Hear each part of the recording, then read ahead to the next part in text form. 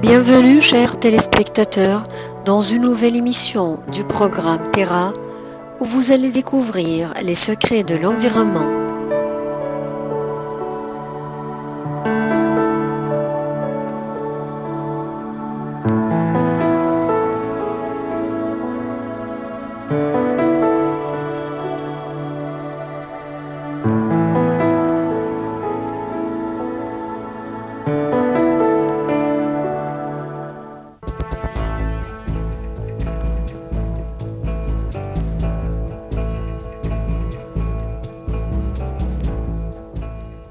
À présent, une tournée dans la presse écologique locale et internationale.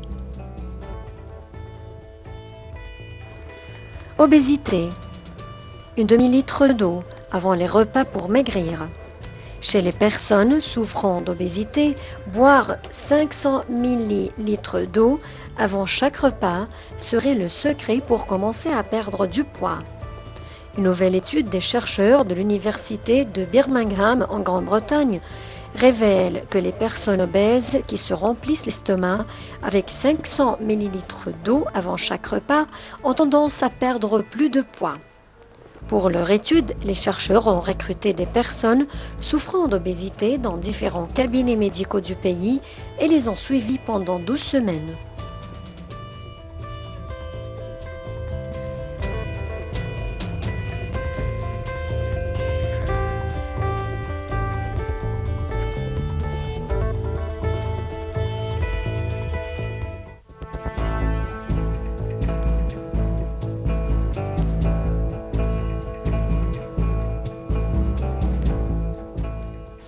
La Jordanie a formé un comité pour suivre le développement du coronavirus.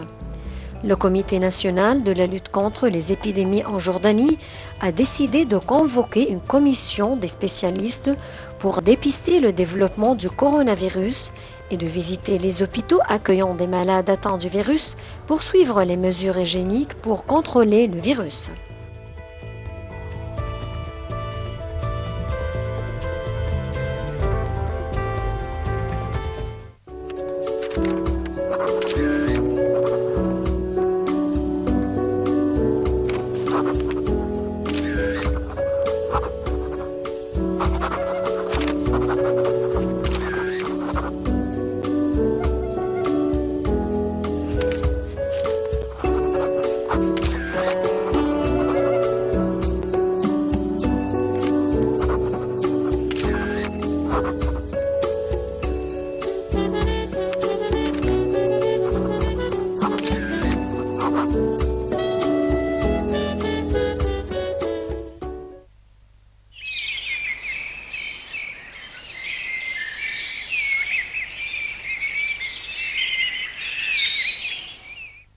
Une femelle panda géante du zoo de Washington a donné naissance à 2 bébés samedi 22 août à plusieurs heures intervalles.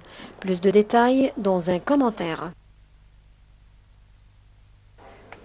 Mi Xiang, la femelle panda géante du zoo de Washington, a donné naissance à 2 bébés samedi 22 août à plusieurs heures intervalles, 2 ans après avoir accouché du petit Bao Bao, la coqueluche des visiteurs.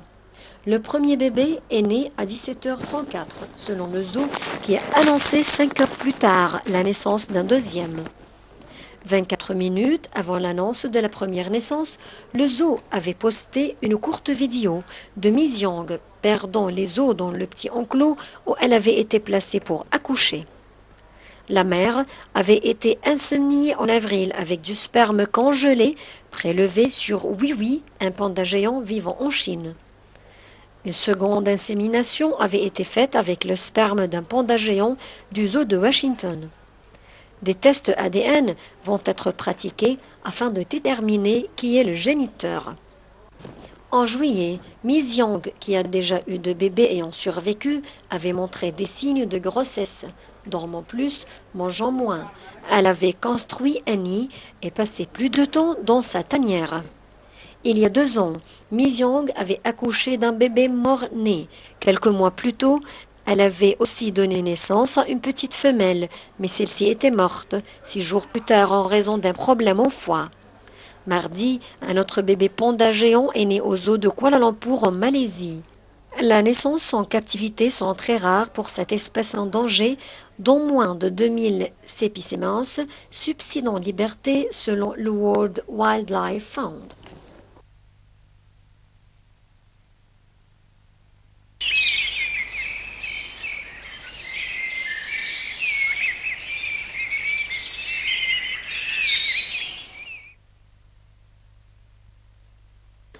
Le milieu environnant est empli de choses rarissimes qui, grâce aux recherches des scientifiques, on commence à en deviner la cause.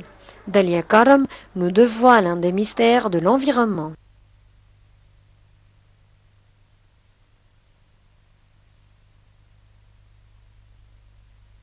Le réchauffement climatique met en péril certaines espèces de papillons de Grande-Bretagne qui risquent de disparaître d'ici 2050.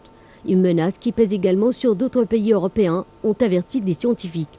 Des chercheurs se sont penchés sur l'impact des précédentes sécheresses dans l'île, notamment celle très sévère de 1995 sur 28 espèces de papillons. 6 d'entre elles, plus d'un cinquième de l'échantillon, se sont révélées très sensibles à la sécheresse. La pierrite du chou papillon blanc, très répandue mais peu appréciée des jardiniers car sa chenille aime le chou, la pierrite de la rave et celle du navet sont concernées, mais aussi le tristan papillon brun des bois, la sylvaine orangée ou encore le tircis, le manque d'eau nuisant au développement de leurs larves. Les scientifiques ont ensuite mis en regard ces informations avec les différents scénarios de réchauffement climatique qui prédisent un accroissement des épisodes de sécheresse. Si les émissions de gaz à effet de serre continuent à leur rythme actuel, scénario dit du laisser-faire, d'importantes extinctions de populations de papillons sensibles à la sécheresse pourraient se produire dès 2050. Souligne l'étude parue dans la revue Nature Climate Change. La probabilité de survie de ces espèces au-delà de cette date serait de l'ordre de 0. Parvenir à une probabilité de plus de 50% de chances de survie de ces espèces à l'horizon 2100 est possible uniquement à 2 conditions. Un réchauffement climatique limité à 2 degrés et la restauration d'un habitat semi-naturel pour les papillons soutient l'étude. La communauté internationale s'est fixée en 2009 l'objectif de limiter à 2 degrés la hausse du thermomètre mondial par rapport au niveau pré-industriel. Une cible qui sera au cœur de la grande conférence internationale sur le climat qui se tiendra en décembre à Paris. Restaurer l'habitat des papillons fragmenté par l'agriculture intensive et l'urbanisation pourrait réduire les pertes en cas de sécheresse sévère et faciliter leur récupération, souligne l'étude. Les chercheurs soulignent l'intérêt de recréer des corridors pour ces insectes, leur permettant de se déplacer d'une zone à l'autre plutôt que de se contenter de créer des sortes de réserves. La menace qui plane sur les papillons ne se limite pas à la Grande-Bretagne. Nous pensons que nos résultats peuvent être transportés à certaines régions du nord de l'Europe et d'Amérique qui ont un usage intensif des terres similaires et des prévisions de réchauffement climatique semblables à celles de l'année, déclare Tom Oliver, co-auteur de l'étude. Pour les autres pays, notamment ceux qui sont déjà plus chauds et plus secs, l'impact des sécheresses pourrait être beaucoup plus sévère, ajoute ce chercheur du Centre pour l'écologie et l'hydrologie de Wallingford, Oxfordshire, au sud de la Grande-Bretagne. La disparition des papillons ne sera pas seulement une perte esthétique. À l'âge adulte, ces lépidoptères se nourrissent notamment du nectar des fleurs et sont des insectes pollinisateurs. Les papillons qui sont surveillés depuis longtemps sont en quelque sorte des sentinelles qui donnent des informations sur ce qui est susceptible d'arriver à d'autres types d'insectes, relève Tom Oliver, ajoutant qu'il est probable que certaines espèces de libellules d'abeilles, de coléoptères, sont elles aussi très sensibles à la sécheresse.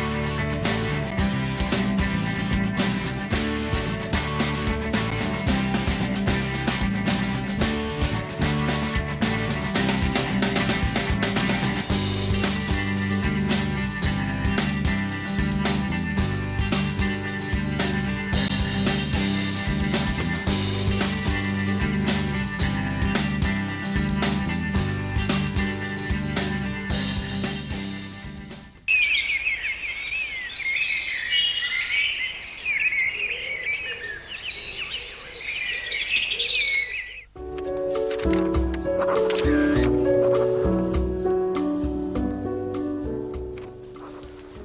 pollution de l'eau est un changement physique ou chimique que subit l'eau d'une manière directe ou indirecte et qui affecte négativement l'homme et tout être vivant.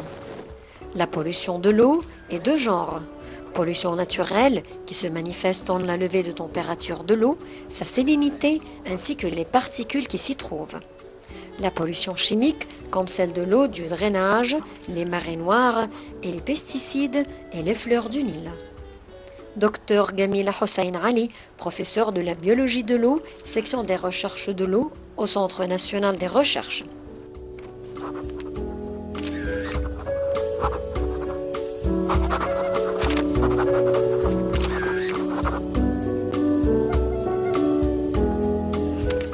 تلوث المياه هو التغيير في الصفات الطبيعية والكيميائية للمية المستخدمة، بس الأول لازم أبقى محدد الهدف. المية دي هستخدمها في إيه عشان أقدر أوصل بالتنقية بتاعتها لإيه. بمعنى أن التنقية بتاعت مية الشرب غير التنقية بتاعت المية اللي مستخدمة في أغراض صناعية، غير المية اللي بتستخدم مثلا في بعض الأغراض الطبية زي الغسيل الكلوي أو حاجة يعني على سبيل المثال. فلو قلنا بالنسبة لمية الشرب، احنا طبعا المصدر الرئيسي لينا لمية الشرب هو نهر النيل. التغير فيه ممكن يبقى تغير نتيجة إلقاء بعض الملوثات زي الصرف الصناعي أو الصرف. طبعا في عديد من الصناعات بترمي مخلفاتها أو بترمي ناتج المصنع ده على نهر النيل.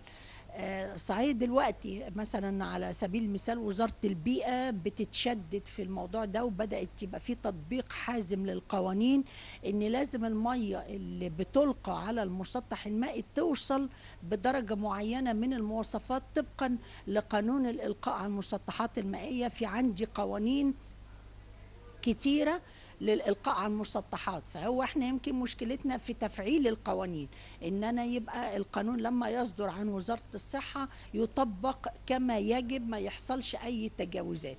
فمثلا الإلقاء على المسطحات المائية بيبقى فيه اشتراطات لمستوى الملوثات اللي بتلقى في حدود مسموح بها او غير حدود مسموح بها.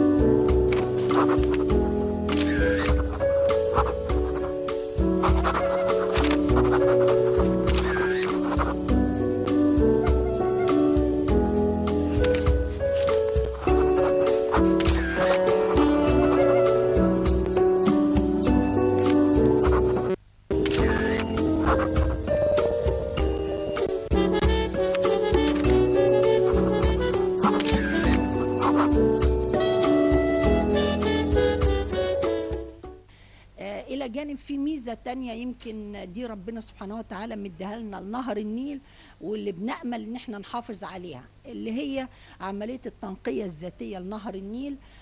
صحيح ما بقاش الفيضان زي الأول، لكن هي دي يمكن الميزة الأساسية للفيضان اللي بيحصل بصفة مستمرة، ممكن بصفة كل سنة بيحصل فيضان، كل سنتين. فعملية الفيضان دي بتخلي النهر يقدر يعمل عملية تنقية أو تنظيف ذاتي لمجرى النهر، بحيث ان هو النهر بكل الملوثات دي بيعمل لها عملية كسح ليها وبتلقى على البحار او لنهاية المطاف اللي هو نهر النيل، ان هو المصب بتاعه النهاية على البحر المتوسط. وبالتالي يعني الى حد ما نهر النيل عايز المحافظة والمتابعة على اساس ان احنا ما نفقدش الميزة الاساسية لنهر النيل، لما بتزيد الملوثات بتبقى عمليه التنقيه الذاتيه اللي احنا بنقول انها دي نعمه من عند ربنا او حاجه ذاتيه على المدى البعيد. طبعا قصاد القاء الملوثات العالي ما بتنفعش او ما بتكفيش التنقيه الذاتيه، وبالتالي يبقى المجال الاساسي للحفاظ على نهر النيل ان انا امنع القاء الملوثات، او ان انا اقلل الى اقصى درجه ممكنه القاء الملوثات على المسطح المائي، لان هو ده المصدر الرئيسي بالنسبه لنا، ومن غيره يعني احنا مدركين طبعا اكيد المشاكل اللي هتواجهنا في حاله ان نهر النيل يفقد مميزاته. لو اتكلمنا على ميه الشرب، طبعا بالنسبه لنا يمكن في حقيقه ما بجاملش بيها الحكومه او ما بجاملش بيها شركه الميه، ان الميه بتخرج من محطات الميه مطابقه للمواصفات المطلوبه سواء المحليه او العالميه، لكن للاسف الشديد احنا مشكلتنا الاساسيه هي في شبكه التوزيع وليست في الميه اثناء خروجها من المحطات. شبكه التوزيع احنا ما زلنا حتى الان 90% من الشبكة مصنوعة من الحديد، المواسير بتاعتها اللي بتنقل المية للبيوت من الحديد. طبعا احنا عارفين الحديد ومشاكله والصدى والمشاكل اللي بتحصل منه، وبالتالي هو ده اللي بيخلي المية توصل لي في البيت ممكن اشوفها، اشوف لون اصفر، اشوف لون احمر، كل ده من صدى الحديد وليس المية اللي خارجة من محطات مية الشرب.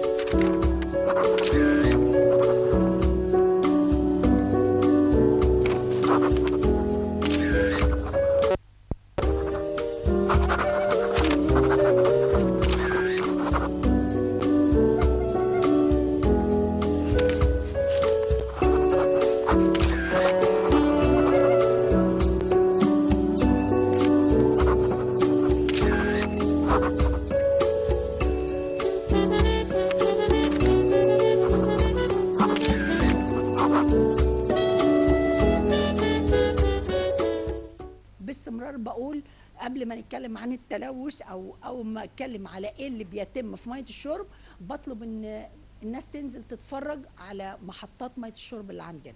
احنا عندنا محطات مطابقه للمواصفات العالميه، زي خطوات المعالجه في اي مكان هو اللي بيتم. على سبيل المثال عندك محطه رد الفرج، في محطه الفسطاط، كل المحطات دي شغاله بالمواصفات زي ما بقول لك العالميه وليست المصريه بس، لكن كل مشكلتنا في خروج الميه او في وصول الميه للمستهلك في البيت لنتيجه الشبكه، ولكن ليس لخطوات المعالجه. خطوات المعالجه بتتم طبقا للي مطلوب. انت لما بتكون عندك مواصفه ميه لازم تشوف الميه نوعها ايه او ايه مشاكلها، وبناء عليه بختار طريقه المعالجه المناسبه، وبالتالي انشاء المحطات بيتم طبقا لكده. شوف المكان ده ايه المشاكل اللي فيه وببدا انشئ المحطه عشان تعالج لي المشكله دي. بيختلف الى حد ما، بمعنى ايه؟ ان انت عندك محطات على المجرى الرئيسي للنهر تختلف عن المحطات اللي على تفرعات النهر. يعني اكيد ترعه الاسماعيليه مختلفه عن المجرى الرئيسي للنهر، مختلفه عن التفرعات الثانيه. المجرى الرئيسي للنهر مجرى رشيد او فرع رشيد غير فرع دمياط، وبالتالي ده بيحتاج مواصفات او بيحتاج طريقه معالجه بتختلف عن ده. احد الشركات اللي هي العامله في بناء محطات ميه الشرب، وهي حتى المروق اللي بتصنعه واخد اسم الشركه، فعشان كده التكنولوجي لما تخش جوه المحطه يقول لك انا بستخدم تكنولوجي شركه بماج، بستخدم، فانا دي مش دعايه للشركه يعني عشان تبقى، لكن هو التكنولوجي باسمها. ففي مثلا عندنا مشكلة بتحصل في فرع رشيد، وجود الأمونيا كل سنة. فلما جت الشركة دي تنشئ محطة جديدة، طلبت مننا ان احنا نحط طريقة المعالجة وازاي نتخلص من الأمونيا قبل ما تنشئ المحطة. فده مثلا على المثال أحد المجالات اللي احنا بنشتغل فيها دلوقتي.